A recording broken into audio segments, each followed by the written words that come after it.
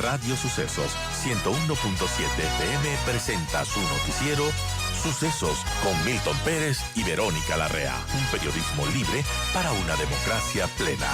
Los hechos y las opiniones de los sucesos que marcan nuestro tiempo.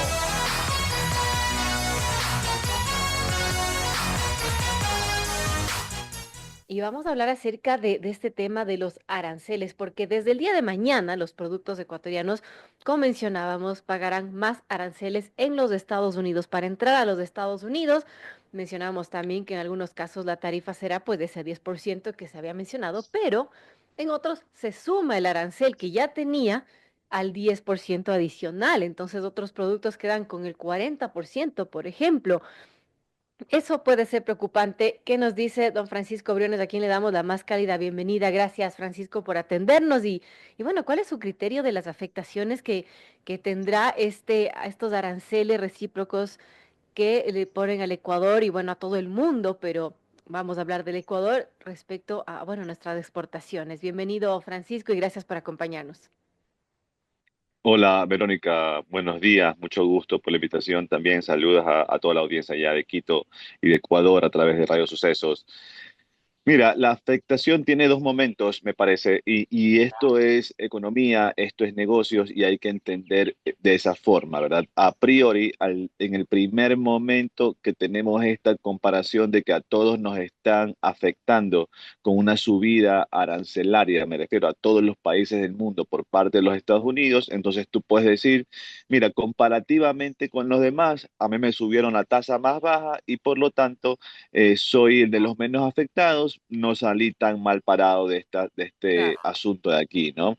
Pero luego tenemos que evaluar qué pudiera pasar en los Estados Unidos en el mediano y largo plazo, porque sí, porque tú dices, por ejemplo, de hecho, a nuestros países competidores en nuestros productos, el incremento arancelario fue más alto, por lo tanto, terminamos quedando mejor que ellos en relación a lo que antes estábamos peor. Entonces tú podrías confundirte y decir rápidamente maravilloso. Entonces tenemos unas Claro. nuevas reglas del juego, vamos a salir a sacar ventaja de esto. Y eso está perfecto, está bien y hay que mantener esa actitud positiva, ganadora en los negocios. Pero luego evaluemos los efectos e impactos a mediano y largo plazo y qué es lo que se espera que suceda económicamente en los Estados Unidos con esto.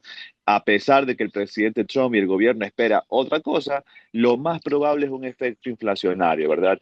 Y la inflación en los Estados Unidos o en cualquier país del mundo, cuando viene sobre todo influenciada por una carga impositiva, y en este caso son los aranceles, lo que va a impactar es en el poder adquisitivo, en los precios, ¿verdad? Y si eso pasa, el ciudadano, los consumidores americanos, que es lo que nos debe importar como ecuatorianos, se enfrentarán eventualmente a una restricción presupuestaria más reducida o más grande, digámoslo, con menos capacidad adquisitiva y tendrán que empezar a cambiar productos o a eliminar productos de su canasta de consumo. Y ahí es cuando tendremos que ver cuál va a ser la consecuencia para los productos ecuatorianos.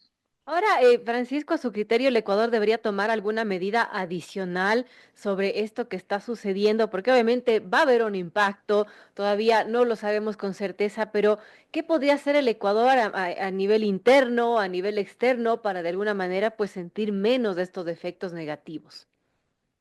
Mira, hay dos cosas que mencionar allí, ¿no? Lo primero, la que tiene que ver con el discurso del presidente Trump y de todas las autoridades en los Estados Unidos. Ellos están diciendo, si tú me eliminas todas las barreras que me les has interpuesto a mis productos en tus países, entonces yo también voy a hacer lo mismo y voy a eliminar esta sobretasa arancelaria, ¿verdad? Pero luego tienes la otra realidad y la otra, digamos, versión que uno puede identificar a través del análisis de los documentos ya oficiales, que ahí te hablan más bien de que lo que les está incomodando y los llevó a tomar o a justificar esta decisión es el déficit comercial que supuestamente existe con muchos países. Para los Estados Unidos, lo que ellos están diciendo es, nosotros tenemos un déficit comercial negativo con Ecuador, por lo tanto hay que subirle el arancel. Y en la medida en la cual eso en verdad se logre despejar y se logre eliminar, es decir, que sea más bien un resultado de balanza comercial positivo y favorable para los Estados Unidos, entonces ahí nosotros vamos a quitar esa sobretasa arancelaria. Entonces, yo creo que todavía son un poco diversas esas posturas, por lo tanto, apresurarse a decir, oye, pongámosle todo el arancel 0% y eliminemos todos los requisitos de validaciones, certificaciones sanitarias, agrícolas, de calidad, etcétera, para los productos americanos en el Ecuador, pudiera ser un poco apresurado. Hay que mantener esa posibilidad analizada y hay que evaluar ese camino, pero también digo yo, creo yo que hay que entender bien cuál es la postura real y técnica que están tomando en los Estados Unidos sobre este asunto, toda vez que la decisión tiene que ver mucho con el déficit o el resultado comercial que tiene con cada uno de los países. Bueno, muy importante. Son las 7:24. Dialogamos con don Francisco Briones, socio en Anderson, Ecuador, quien fue también titular del Servicio de Rentas Internas.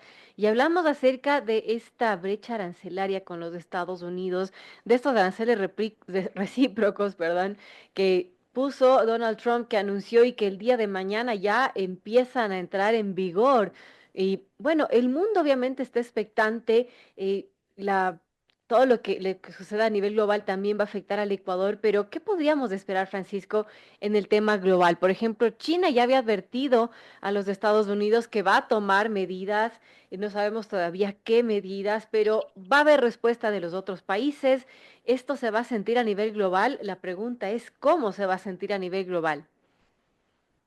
Sí, mira, es un buen tema porque es un tema también que tiene que ver mucho con la geopolítica, ¿verdad? Así Y es. me parece que habrán dos tipos de reacciones. La reacción que tiene que ver y que vendrá con una carga de resistencia, ¿verdad? Es de respuesta a lo que me estás imponiendo de la noche a la mañana, es decir, voy a yo también a tener medidas comerciales o de algún otro tipo en respuesta a lo que le impuso Estados Unidos, pero creo que también hay los países que van a responder de la forma en la cual Estados Unidos quiere obligar a los demás que reaccionen, que es eliminándole las barreras comerciales a sus productos.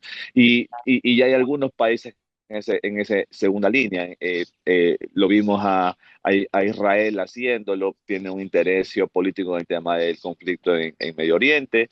Lo vimos a Argentina, que ya está anunciando que prácticamente tiene avanzadas las negociaciones o los acuerdos para eliminarle todas las barreras a los Estados Unidos para Argentina, tiene un componente ideológico ahí más bien también, ¿verdad?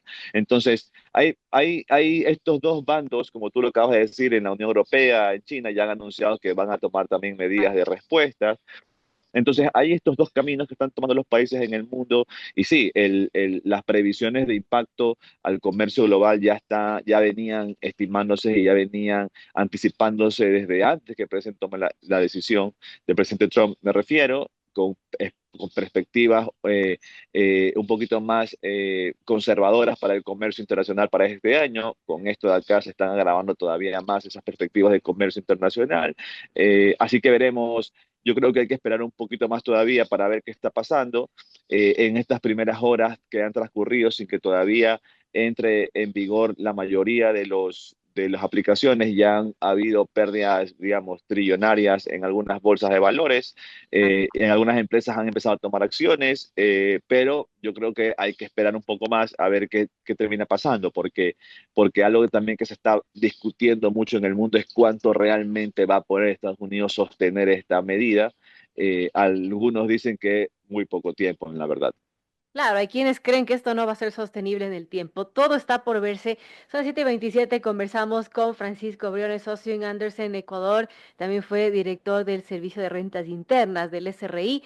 Y bueno, conversamos sobre esto. Ahora, esto está ocurriendo en una coyuntura bastante delicada en nuestro país. Me refiero a un tema de una coyuntura política, pero que también podría impactar enormemente en el tema económico. Y hace unos días, Francisco, usted estuvo en el medio colega Teleamazonas exponiendo también del tema económico y de la dolarización. Y usted mencionaba que, bueno, la dolarización impide que los gobiernos impriman dinero, pero los obliga sin duda a imprimir reformas estructurales. Y bueno, en ese sentido, es complicado cuando es tanta la inestabilidad política que se tiene que hay temor incluso de que se pueda desdolarizar o llegar a desdolarizar el país.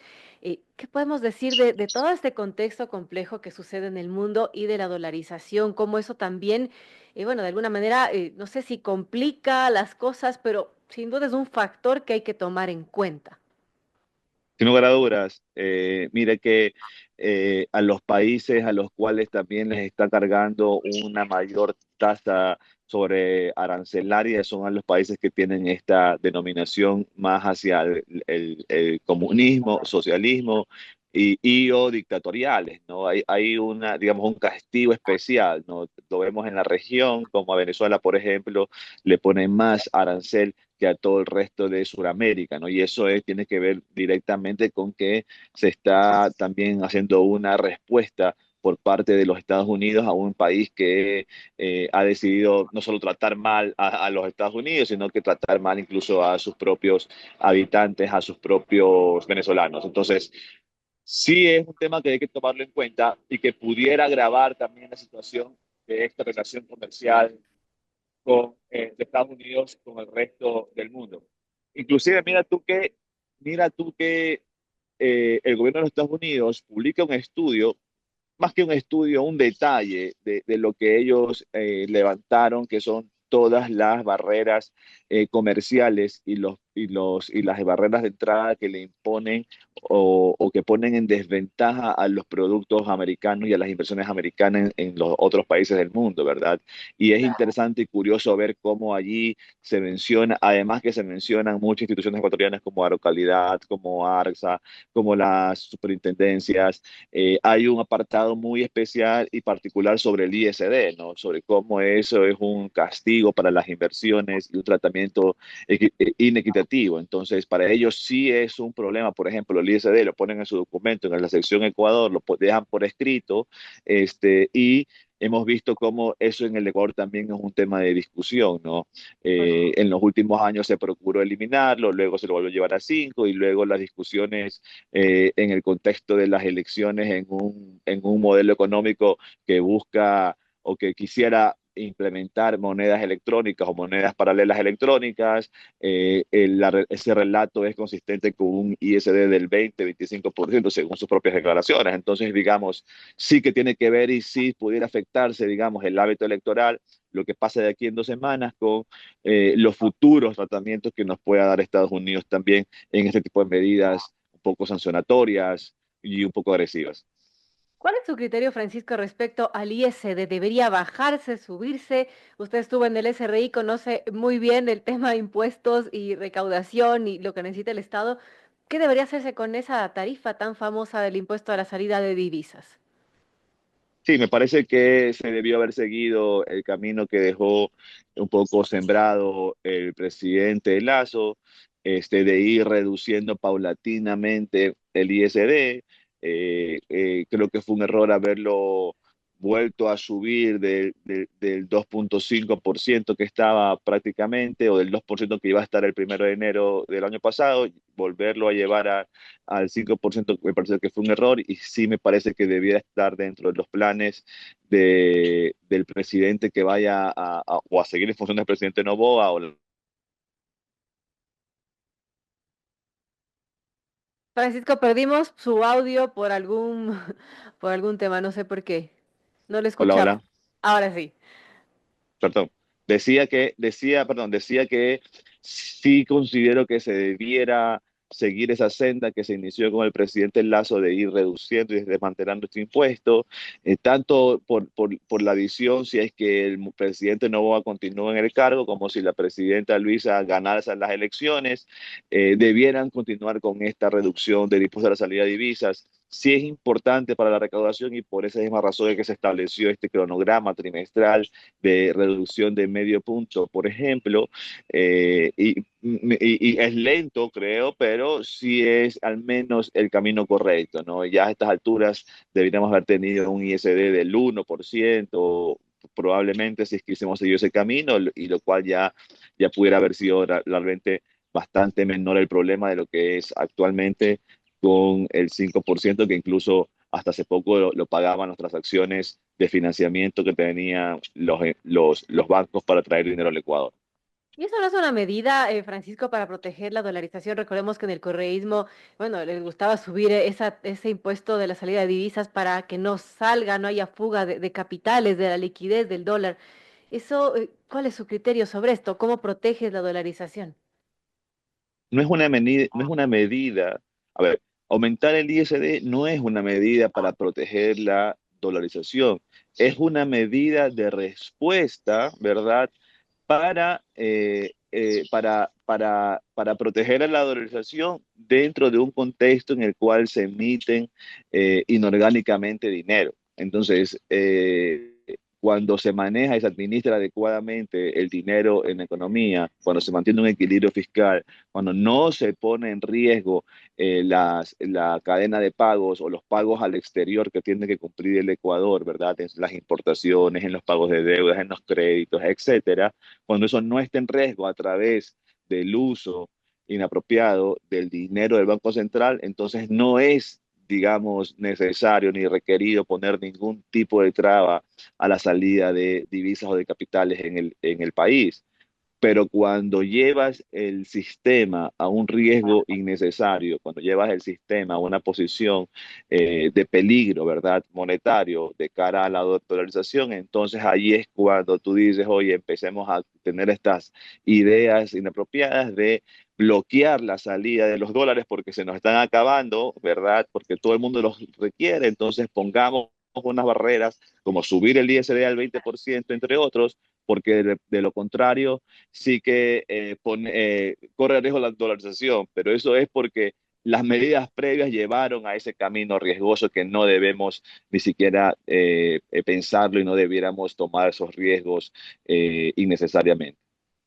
Sí, es bastante complejo ese tema y la gente creo que hay un tema común es que la gente quiere la dolarización luego de 25 años de esta estabilidad, luego de haber vivido el terror del feriado bancario, pues lo que menos quiere es que se quite el dólar, ¿no? Así es, el dolarización me parece que ningún político en verdad, por mucho que desee, anhele o le estorbe la dolarización para sus propósitos políticos y administrativos, yo creo que ningún político realmente puede estar, digamos, dispuesto a hacerlo a menos que sea una situación realmente crítica que haya sido forzada por ellos mismos, ¿no? Así que confiemos en que esa fortaleza que tiene la dolarización y esa fama, digamos, y ese poder que tiene la dolarización en sí misma siga evitando o siga impidiendo que políticos tomen decisiones inapropiadas, contraproducentes para el país, para satisfacer sus propios objetivos. Así es, bueno, un tema complejo que mucha gente tiene temor, sobre todo por el tema político. Yo quiero agradecerle a don Francisco Briones, socio en Andersen Ecuador, quien fue también titular del Servicio de Rentas Internas. Gracias por darnos sus criterios de dos temas muy importantes. El tema de estos aranceles con los de Estados Unidos y las afectaciones que podríamos tener en el Ecuador y también este tema de la dolarización que bueno, como mencionaba, hay quienes están muy preocupados por lo que pueda ocurrir. Gracias nuevamente, Francisco, por acompañarnos. Gracias, Verónica. Mucho gusto.